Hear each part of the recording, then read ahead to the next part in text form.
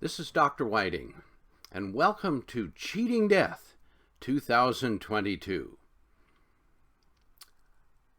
I have given this presentation for many years in various forms, and this is the current, most up-to-date version. This program has helped thousands of people around the world find a happier, healthier life by overcoming, preventing, or managing chronic degenerative disorders. According to the United States Congress, up to 90% of all chronic diseases could be prevented by taking dietary supplements and getting regular exercise. Seems simple, doesn't it? So why aren't we doing it? Well, that gets complicated, and we'll talk about that in a little while. First of all, what is a chronic degenerative disorder? It is a non-infectious, non-contagious problem. Examples would be heart disease, arthritis, diabetes, prostate problems, complications of menopause, stress-related disorders, and the list can go on and on. And when there's no infection involved, there's no virus or bacteria, we label that a chronic disorder, and if it continues for a long period of time, then it's a chronic degenerative disorder. We might want to talk for a moment about reasons to consider a healthy lifestyle. Medicine can be risky. Not all medicine is bad, but it does have its dark side. And the reason why is because medicine in the last 30 or 40 years has become increasingly drug-driven. Rather than recommending other procedures or exercise or change in diet, physicians now go for the prescription pad and prescribe drugs. Well, not all drugs are wonderful.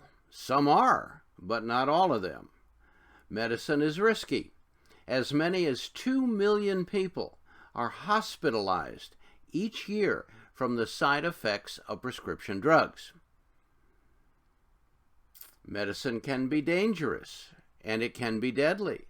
140,000 plus people die each year from the side effects of prescription drugs in the United States alone. That means they had such a severe complication that they lost their life. If you take 140,000 people dying every year from prescription drugs, it makes prescription drugs the 5th leading cause of death in America. If that wasn't bad enough, we have to realize that conventional medicine simply isn't working. Let's take a couple of examples. Heart disease. More people have heart disease today than at any other time in human history. Someone dies from heart disease in this country every 60 seconds, every minute. This is in spite of bypass operations, stents, low cholesterol diets, and all of the other modalities at medicine's disposal. People are living longer with heart disease because of these methods, but the incidence and frequency of heart disease has not changed. And in fact, since the 1920s, 30s, heart disease has increased in rate every single year. How about osteoporosis? Osteoporosis, of course, is bone loss. 24 million people are diagnosed with osteoporosis on a regular basis. Within 10 years, that figure is likely to increase by more than 50%. Why? Because the mean population is aging, and osteoporosis is often associated with aging. How about arthritis? Another rapidly rising condition, again because of the mean age of the population, with 40 million existing cases. By 2020, that's now, it is estimated that this figure will exceed 100 million people. Consider further diabetes, one of my favorites. It's the most epidemic disease in all industrialized nations. A new case is diagnosed every 30 seconds, 24 hours a day. Diabetes will exceed heart disease as the #1 killer within the next 7 to 10 years. Type 2 diabetes is caused exclusively by dietary and lifestyle abuse.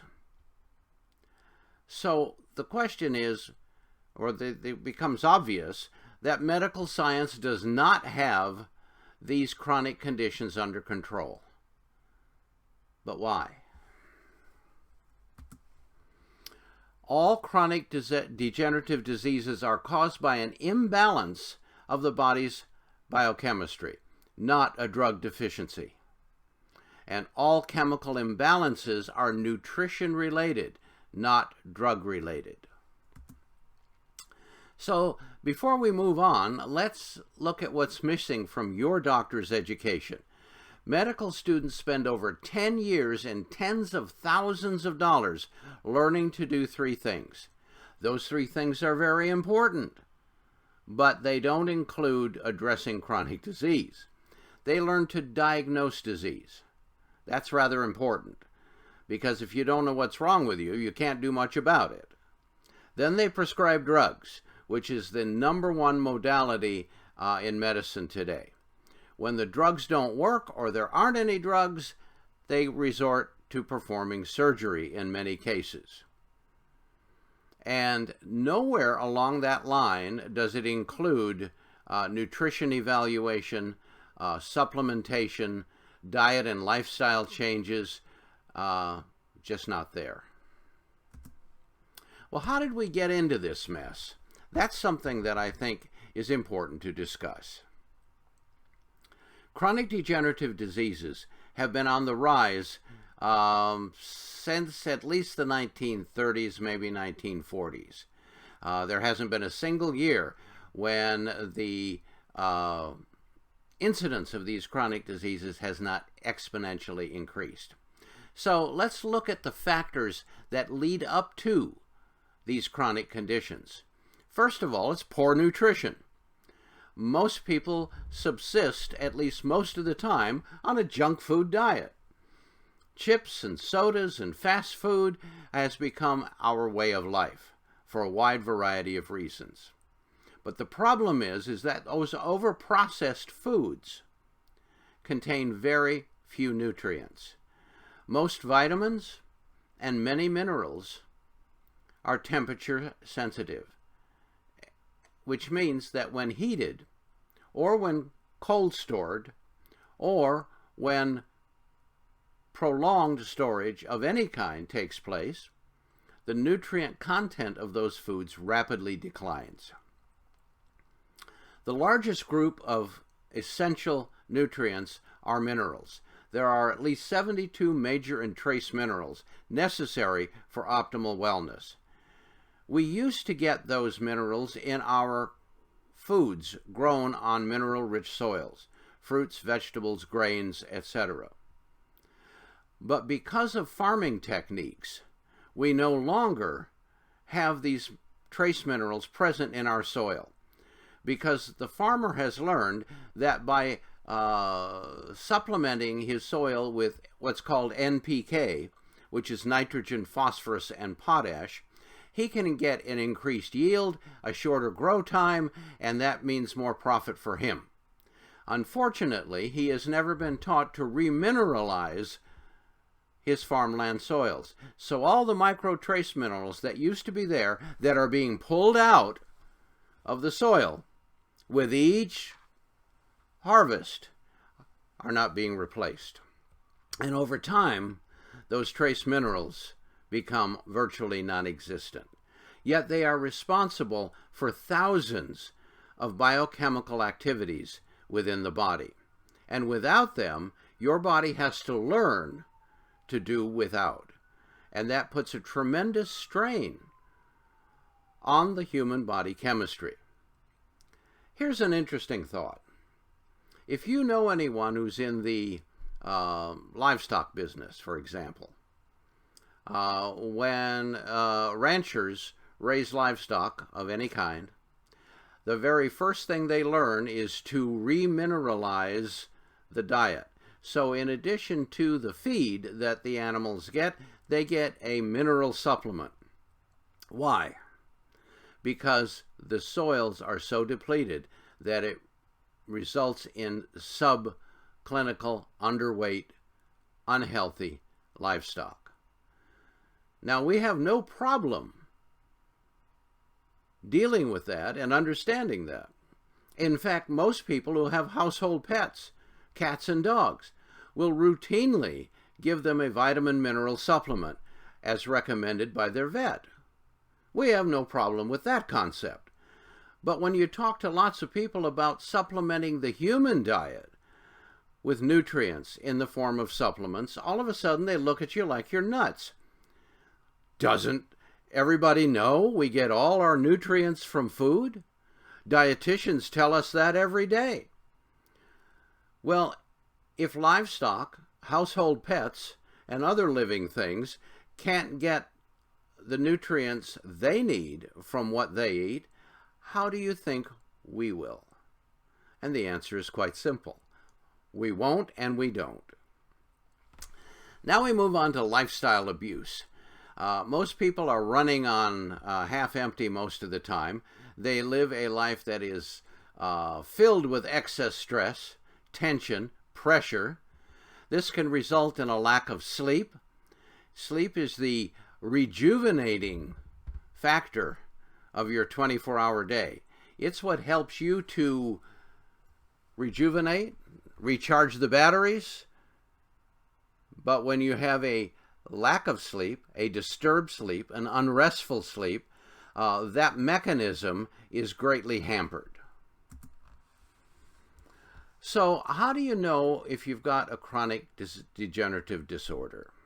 Well, you can wait until you're diagnosed with arthritis or heart disease or bursitis or diabetes, or you can begin to pay attention to your body's language, because it's going to teach you and tell you and scream in your ear signals and signs that something is going very wrong. Let's take a look at these. Fatigue, low energy. That's the number one reason why people go to a doctor. Doc, I just don't have any energy. I'm tired all the time. Doesn't matter how much I sleep. A lack of vitality, interest in life around you. A disturbed sleep pattern. Aches and pains. Aches and pains start slowly and increase as the years go by. Why? Because they're caused by an ever-increasing level of inflammation internally in the body. Digestive disturbances, indigestion, heartburn, bloating, gas, acid reflux, constipation, alternating with diarrhea. These are all signals that something is not quite right. Anxiety. If you suffer from ongoing anxiety, it's because you've been under stress too long and you're not dealing with the excessive amount in your life. You'll also find as time goes on that you're more prone to infections. You'll catch colds and the flu easier, and you'll rebound longer. It'll take longer to get over them. If you ignore these signs, your body screaming at you, you will eventually develop a chronic degenerative disorder. That is the result. That is the simple equation. At this point, I'd like to take a break, and when we come back, we will begin our discussion with cholesterol and heart disease.